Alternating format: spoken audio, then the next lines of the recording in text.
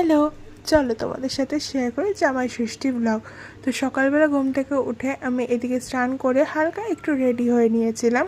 তো পরে আরও ভালো করে রেডি হব বলে তো এইদিকে আমি একটু রেডি হচ্ছিলাম, আর ওইদিকে দেখো আমার মা কী করছিল। আমার মা কিন্তু সকালবেলা ঘুম থেকে উঠে সমস্ত পুজোর জোগাড়জান্তি করে এই এখন লেচি করছে সকালবেলা জলখাবার খাওয়ার জন্য।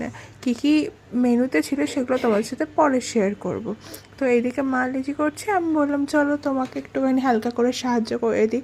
তো এইদিকে আমি অল্প কিছুটা গুছিয়ে আমি আর ও চলে গিয়েছিলাম রেডি হওয়ার জন্য। আর এই যে আমাদের শো স্টপার সেদিনকার হিরো আমাদের জামাই, আর আমি পরে নিয়েছিলাম এই শাড়িটা।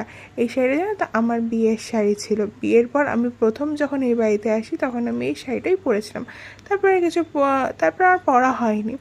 তো মা আমাকে দেখিয়ে দিচ্ছিল যে কিভাবে কি গোছাবো, কি করে কি করব। আর এই যে আমি বাদবাকি সমস্ত তৈয়ারি কিন্তু করে নিয়েছিলাম। আমাদের এখানে আগে আমার দিদা বা ঠাকুমার কী করতো, ঘট বসিয়ে পুরোহিত থেকে পুজো করতো। এখন আমার মা যেহেতু একা হয়ে গেছে সেই কারণে মা আসল পুজোটা বাইরে, মানে আমাদের নিচে ফ্ল্যাটের নিচেই মন্দির আছে সেখানে গিয়ে করে। আর এইদিকে ঘট স্থাপন করে তারপরে পুজোর যা যা নিয়ম আছে সেগুলো করে। তো আমি মাকে তাই ঘট রেডি করছি, সবকিছু পাচ্ছি, সবকিছু করছি। তো আমি কি বলছিলাম তোমরা তো শুনলে।